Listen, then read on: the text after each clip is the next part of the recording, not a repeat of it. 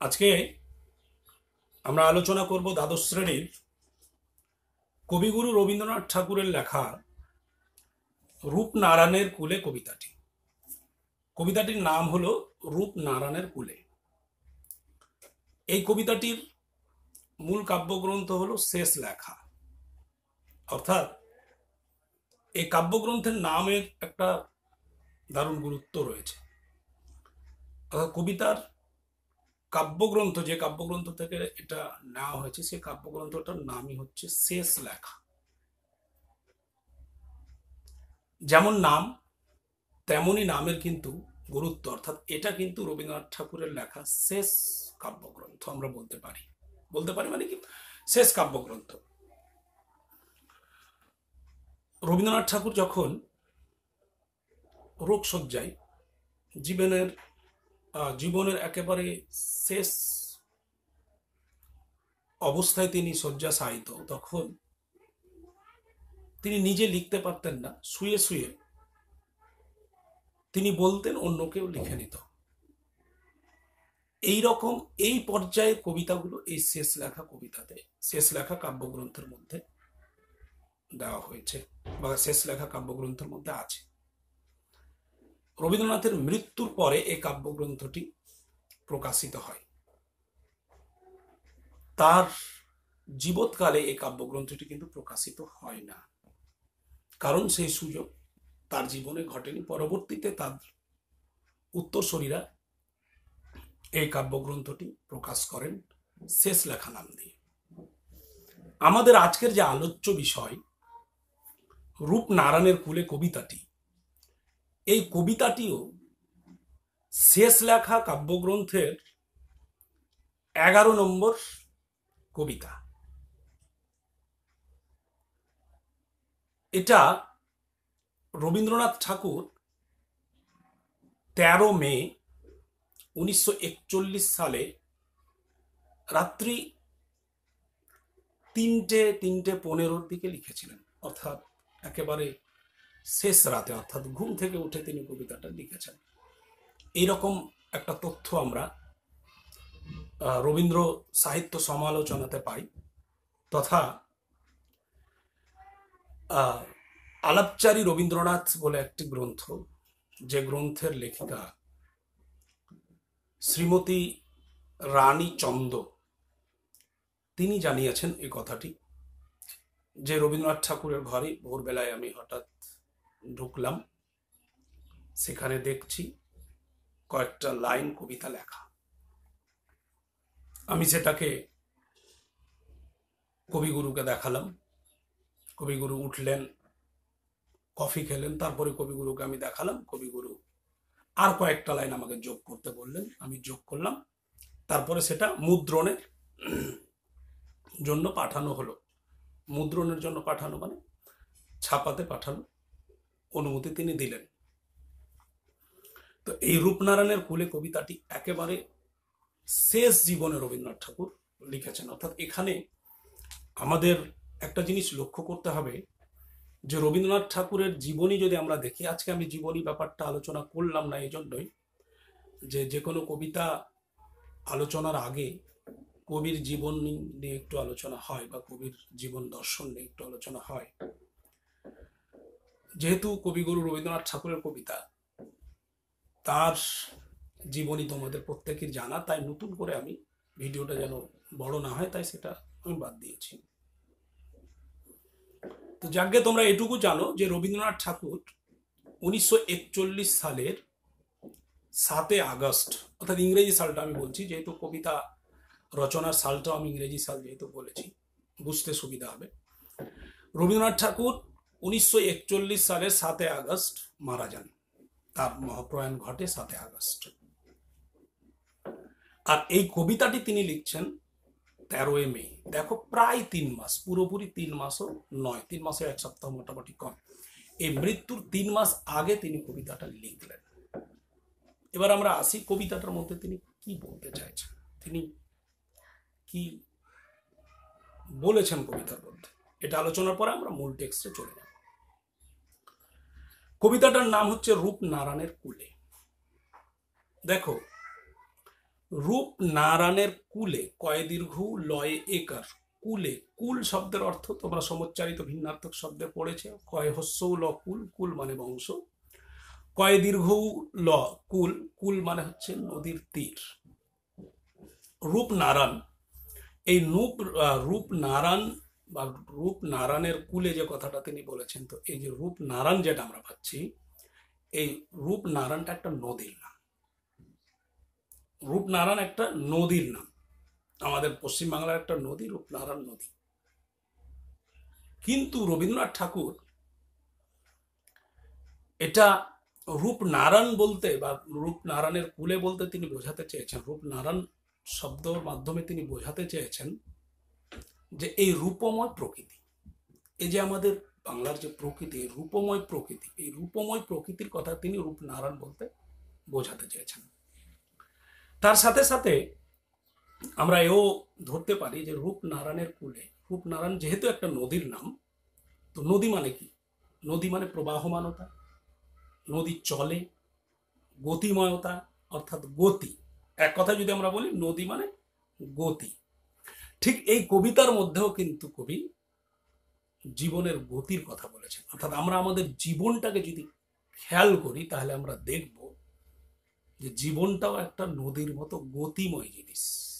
জীবনও কিন্তু দাঁড়িয়ে থাকে না। নদী যেরকম এক জায়গা থেকে উৎপত্তি হয়ে আর এক জায়গায় গিয়ে মিলিত হয়, মানুষের জীবনও কিন্তু জন্ম থেকে ধরে না উৎপত্তি স্থাপন হলো, উৎপত্তি নিল জন্ম থেকে, সে একদিন মৃত্যুতে গিয়ে কিন্তু এই যে মহাপ্রকৃতি, এই প্রকৃতিতে যা পেল সে কিন্তু সমস্ত কিছু তার ঋণ শোধ করে দিয়ে মৃত্যুতে গিয়ে পৌঁছায়। ঠিক এই রকমই একটা কথা তিনি কবিতার মধ্যে বলতে চেয়েছেন যে নদী যেরকম রূপময় জিনিস, গতিময় জিনিস, মানুষের জীবনও কিন্তু গতিময় জিনিস। খুব ছোট্ট কবিতা, কিন্তু কবিতাটার ভাববস্তু খুব ভালো। যেমন এই কবিতার মধ্যে তিনি দুটো জিনিসের তুলনা করেছেন, এক হচ্ছে দুঃখ, এক হচ্ছে সুখ। এক হচ্ছে দুঃখ, এক হচ্ছে সুখ। এই দুঃখ আর সুখ, এই দুটো জিনিসের মধ্যে কবি রবীন্দ্রনাথ ঠাকুর কিন্তু দুঃখকে আপন করে নিয়েছেন। কেন দুঃখকে আপন করে নিয়েছেন? তিনি এই জন্য দুঃখকে আপন করে নিয়েছেন যে তিনি এই দুঃখকে এখানে সত্যের সঙ্গে তুলনা করেছেন। আর সত্য মানে বাস্তব, অর্থাৎ বাস্তব যেটা সেটাই সত্য। অর্থাৎ পৃথিবীতে যেটা বাস্তব জিনিস তুমি দেখছো সেটা কিন্তু সবকিছুই সত্য। বাস্তবে যেটা দেখছো সেটা কিন্তু সত্য, মনে রাখবে। আর স্বপ্নে যেটা তুমি দেখছো সেটা কিন্তু সবসময় বা সেটা সত্য নয়, সেটা একটা স্বপ্ন। অর্থাৎ সেটা একটা মানে ধোয়া ছোঁয়ার, ধরা ছোঁয়ার বাইরের একটা জগৎ। ঘুমিয়ে ঘুমিয়ে তুমি যেটা দেখছো স্বপ্ন, সেটা তো তুমি সবসময় বাস্তব দেখতে পাও না। ঘুমিয়ে আছো, ঘুমিয়ে তুমি দেখলে শুয়ে শুয়ে তুমি আমেরিকা বেরিয়ে চলে এসছো, যেই তোমার ঘুম ভাঙলো দেখছো যেই খাটে ঘুমিয়েছিলে সেই খাটেই, তাই হয় না? অর্থাৎ স্বপ্ন যেটা সেটা কিন্তু বাস্তব নয়, তাহলে স্বপ্নটা মিথ্যে, বাস্তবের সঙ্গে মিলে না। আর তার জন্য স্বপ্নটা সহজে তুমি আমেরিকা যেতে পারো স্বপ্নে, কিন্তু বাস্তবে আমেরিকা যদি তুমি যেতে যাও, সত্যিকারেই যদি তুমি আমেরিকা যেতে চাও, তাহলে কিন্তু তোমার অনেক কাঠখড় পোড়াতে হবে। সত্যিকারে আমেরিকা যাওয়ার জন্য তোমাকে অনেক কাঠখড় পোড়াতে হবে, তারপরে তুমি যেতে পারবে। কিন্তু স্বপ্নে তুমি আমেরিকা এমনিতে চলে গেলে মানে কি? মিথ্যাটা মানে স্বপ্নটা মিথ্যা, আর যেটা বাস্তব, যেটা সত্য সেটা বাস্তব। আর এই সত্যটা বাস্তব মানে কি কঠিন, কথাগুলো আগে আমার বুঝো। বাস্তব মানে কি কঠিন, তাহলে বাস্তব যেমন আমেরিকা তুমি যাবে বাস্তবে, তাহলে এটা অনেক কাঠখড় পোড়াতে হবে, মানে এটা কঠিন জিনিস। আর স্বপ্নে তুমি দেখে নিলে মানে এটা কঠিন নয়। আর এটা যেমন সহজ তেমন এটা বাস্তব নয়, তাই তো মিথ্যা। এবার এই কবিতার মধ্যে তিনি কিন্তু কবি কিন্তু সত্যকে ভালোবেসেছেন। কেন? তিনি স্বপ্নকে ভালোবাসেননি। কেন তিনি স্বপ্নকে ভালোবাসেননি? তিনি স্বপ্নকে এই জন্যে ভালোবাসেননি, এটা অবশ্য কবি রবীন্দ্রনাথের একটা জীবন আদর্শ, তিনি সবসময় বাস্তবমুখী মানুষ ছিলেন। তো এই কবিতার মধ্যে তিনি যেটা বলতে চাইছেন যে আমি সত্যকে ভালোবাসলাম, যদিও সত্য কঠিন, কিন্তু আমি সত্যকে ভালোবাসলাম। কেন কঠিন জিনিসকে কেন ভালোবাসলেন তিনি? অর্থাৎ মানুষ তো সহজের দিকে যায়, কিন্তু রবীন্দ্রনাথ ঠাকুর কঠিনকে কেন ভালোবাসলেন তার কথাও তিনি, তার উত্তরও এই কবিতার মধ্যে দিয়েছেন, যে আমি এই জন্য সত্যকে ভালোবাসলাম, এই জন্য সত্য, যেহেতু সত্য যদিও কঠিন তবুও আমি সত্যকে এই জন্য ভালোবাসলাম যে সত্য কখনো করে না বঞ্চনা। সত্য কখনো বঞ্চনা করে না, অর্থাৎ সত্য আমাদেরকে ফাঁকি দেয় না, সত্য আমাদেরকে প্রবঞ্চিত করে না, বঞ্চিত করে না, সত্য আমাদেরকে চিট করে না। কথা যদি আমরা আরো সহজভাবে বুঝি তাহলে সত্য আমাদেরকে কখনো চিট করে না। হতে পারে সত্যটা আমাদের কঠিন, আমাদের জন্য সত্যটা কঠিন, ঠিক, বাস্তব কঠিন, কিন্তু বাস্তব কোনোদিন কোনো মানুষকে ফাঁকি দেয়নি, বাস্তব কোনোদিন কোনো মানুষকে বঞ্চনা করেনি। একটু মাথা খাটিয়ে যদি আমাদের জীবনের জিনিসগুলো আমরা যদি একটু ভালো করে খেয়াল করি, দেখবে যখন তুমি সত্যের পথে গেছো, সঠিকভাবে সত্যভাবে তুমি যখন চেষ্টা করেছো, সেটা কঠিন বটে, কিন্তু সেটা তোমাকে কোনোদিন ফাঁকি দেয়নি। আর যখনই তুমি মিথ্যেভাবে কোনো কিছু পেতে চেয়েছো, দেখবে তখনই ফাঁকি, সত্যে কিন্তু তুমি ফাঁকি পাওনি। আর স্বপ্ন, স্বপ্ন তো মানুষকে খুব ভালো লাগে, স্বপ্ন কিন্তু মানুষের খুব ভালো লাগে। কেন? স্বপ্নের মধ্যে মানুষ অনেক কিছু দেখে, অনেক কিছু চিন্তা ভাবনা করে, অর্থাৎ যা চিন্তা ভাবনা করে ওটা হয়তো অনেক সময় স্বপ্নে দেখলো, চিন্তা ভাবনা করলো, এই সেই বিভিন্ন রকম বড়লোক হয়ে যাওয়া, আর কিছু সবকিছু রাত্রেবেলা দেখছে স্বপ্নে, খুব ভালো লাগছে মানুষকে, কিন্তু এটা মিথ্যে। স্বপ্ন মানুষকে ভালো লাগে ঠিক, কিন্তু স্বপ্নটা এটা মিথ্যা। কেন মিথ্যা? স্বপ্ন প্রবঞ্চিত করে, সত্য প্রবঞ্চিত করে না, বঞ্চিত করে না কাউকে। সত্য, স্বপ্ন কিন্তু প্রবঞ্চিত করে। কিভাবে করে? তুমি যেটা দেখলে রাত্রেবেলা, বা যেটা তুমি স্বপ্নে দেখলে, যেই তোমার ঘুম ভাঙলো দেখো আর সেটা নেই।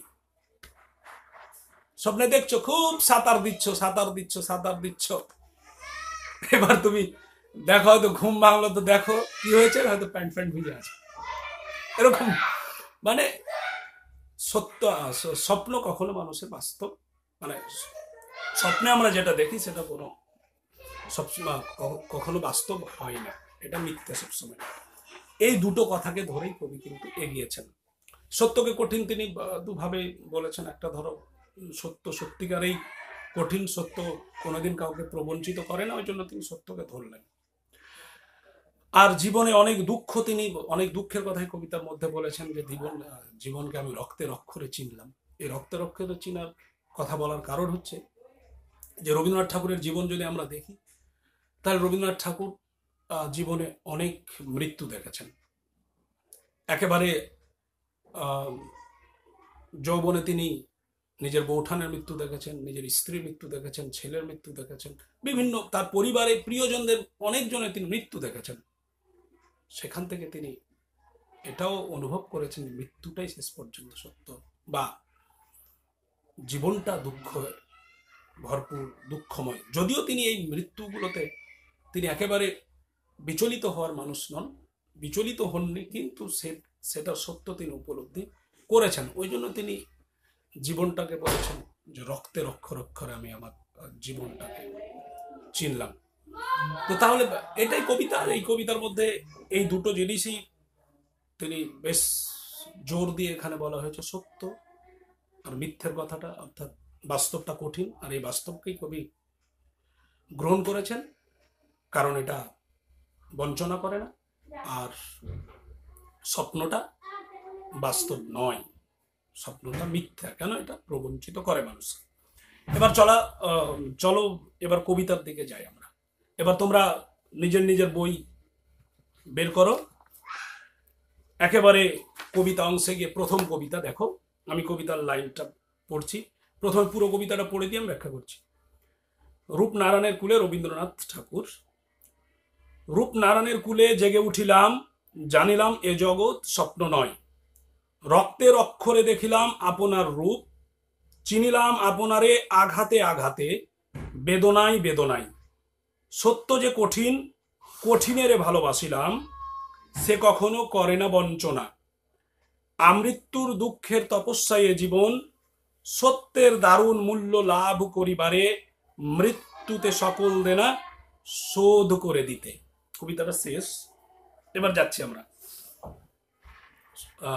আলোচনায় বা ব্যাখ্যায়। রূপনারায়ণের কুলে জেগে উঠিলাম, জানিলাম এ জগৎ স্বপ্ন নয়। অর্থাৎ রবীন্দ্রনাথ ঠাকুর এখানে বলছেন যে নারায়ণের কুলে জেগে উঠলাম, জেগে উঠে তিনি বলছেন যে আমি জানলাম কি, যে এ জগৎটা স্বপ্ন নয়। তাহলে কি এই জগৎটা বাস্তব? তিনি বলছেন রূপনারায়ণের কুলে আমি জেগে উঠলাম, অর্থাৎ তিনি সত্যিকারে ঘুম থেকে জেগে উঠে এই কবিতাটা লিখেছিলেন। তো রূপনারায়ণের কুল বলতে আমি প্রথমে বলেছি, রূপনারায়ণ বলতে এই জীবনের কথা বলা হচ্ছে, রূপনারায়ণ বলতে এই প্রকৃতির কথা বলা হচ্ছে, যে তিনি এই প্রকৃতির তীরে বা এই প্রকৃতির মাঝে তিনি জেগে উঠলেন। প্রকৃতির তীরে তো একদম যাওয়া যায় না, এটা ব্যঞ্জনা। প্রকৃতির মাঝে তিনি ঘুম থেকে জেগে উঠলেন, বা চেতনার মধ্যে তিনি জেগে উঠছেন। অর্থাৎ তিনি চেতনার মধ্যে জেগে উঠছেন, তার যে অভিজ্ঞতা, তার যে চেতনা, সেই চেতনার মধ্যে তিনি জেগে উঠলেন। যদিও বাস্তবভাবে তিনি জেগে উঠেছিলেন, কিন্তু দুইভাবে এখানে বলা যায় যে তিনি জেগে উঠলেন, জেগে উঠেই তিনি জানলেন বা বুঝতে পারলেন। জানলেন মানে কিন্তু ঘুম থেকে উঠেই কেউ তো দেখতে পায় না যে এটা বাস্তব বাস্তব নয়, এটা কি। অর্থাৎ তিনি তার জীবনের অভিজ্ঞতার কথা এখানে বলছেন, যে জানলাম কি, যে এ জগৎটা স্বপ্ন নয়। তাহলে জগৎটা কি? স্বপ্ন নয়, বাস্তব জগৎটা। রক্তের অক্ষরে দেখিলাম আপনার রূপ।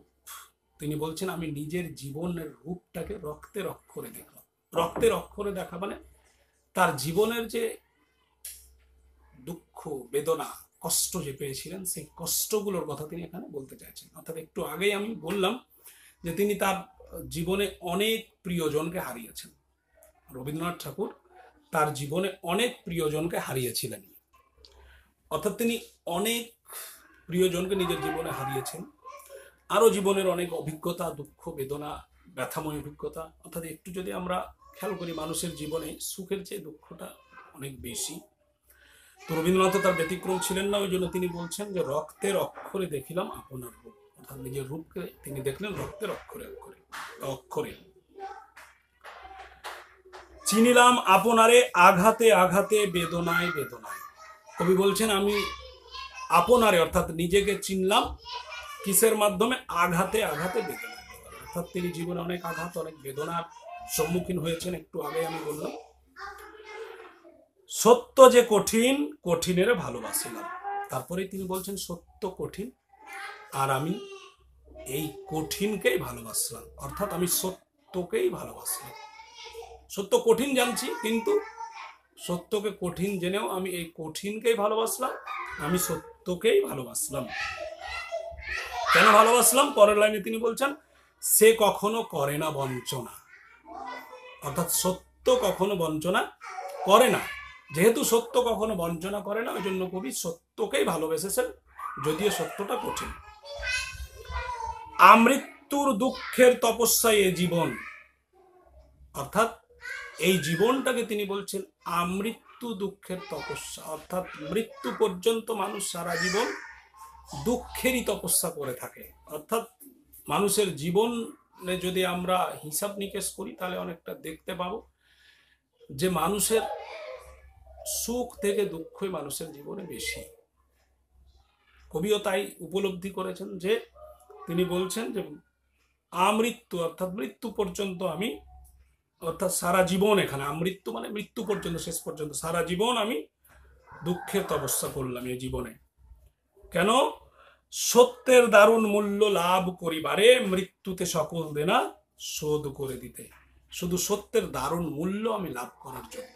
অর্থাৎ এই যে বাস্তব পৃথিবী, এই যে বাস্তব জীবন, এই বাস্তব জীবনের যে অভিজ্ঞতা, সেটা দারুণভাবে তিনি মূল্য চুকিয়েছেন এই জীবনে। অর্থাৎ যে কোনো মানুষকেই কিন্তু জীবনে অনেক মূল্য চুকাতে হয়।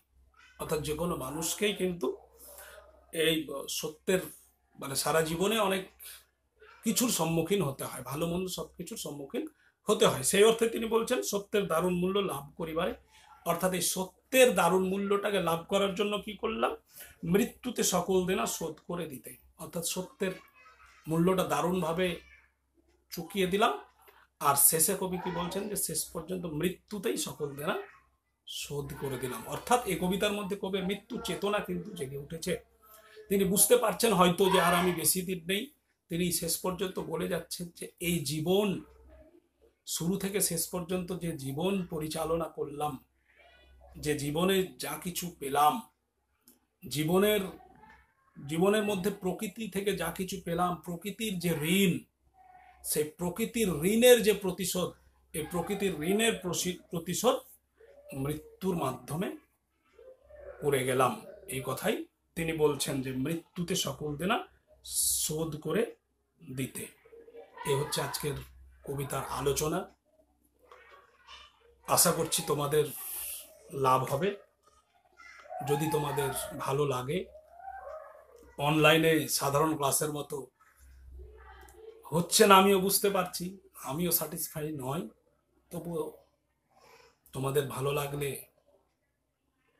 অবশ্যই বন্ধু বান্ধবের মধ্যে শেয়ার করবে, চ্যানেলটা সাবস্ক্রাইব করবে, লাইক করবে। ধন্যবাদ।